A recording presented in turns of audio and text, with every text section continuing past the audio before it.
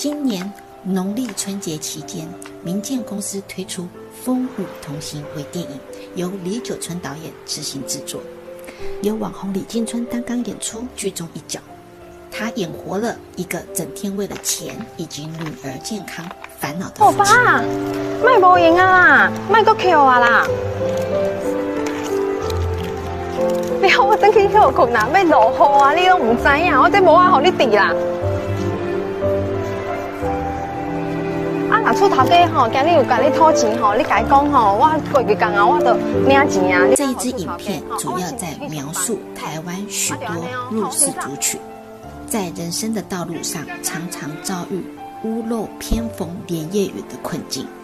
戏里的2位演员是民建公司资深顾问，专为身心障碍者争取福利。除了跟他小心的赚钱啦，哎呀，西游记啦，吼，我一家身体动不了啦。蔡伯伯，上次我有跟你提过啊，小军符合身心障碍者的条件，我们民建公司可以帮他争取一笔补助。哎。点解我就甲讲啊啦？哎，我学校袂当申请啦。台湾许多身心障碍者，如果他们本身有投保，在他们生病或者是发生意外的时候，是可以向保险公司争取理赔。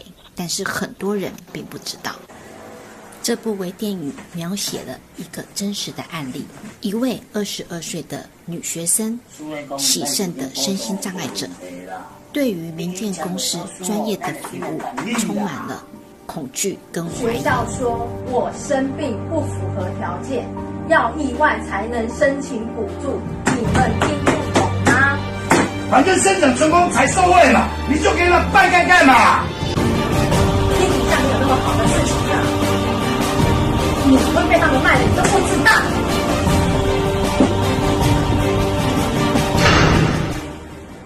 但是在他面临了工作以及健康的困境时，他及时的得到了帮助。许多身心障碍者都以为只有意外可以申请理赔，其实很多的慢性疾病，像是洗肾，只要出具医生证明，都有机会可以申请理赔或是其他的社会福利。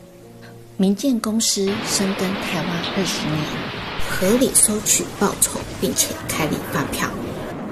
所有的申办流程都以专业、合法来为弱势族群争取权益。最重要的是，申请成功才收费，这让所有的身心障碍者都能在没有负担的情况之下提出申请。小青，我们已经办下来了，已经获得到40万的补助了啦。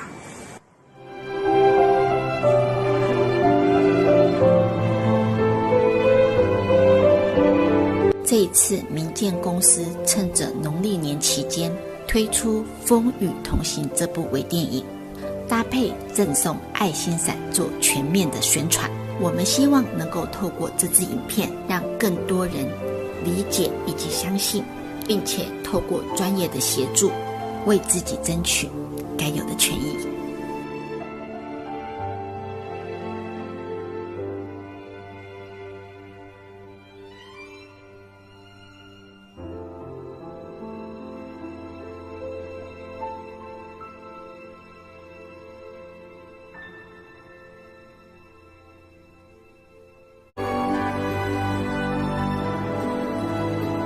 CAAS 你的网络电视台。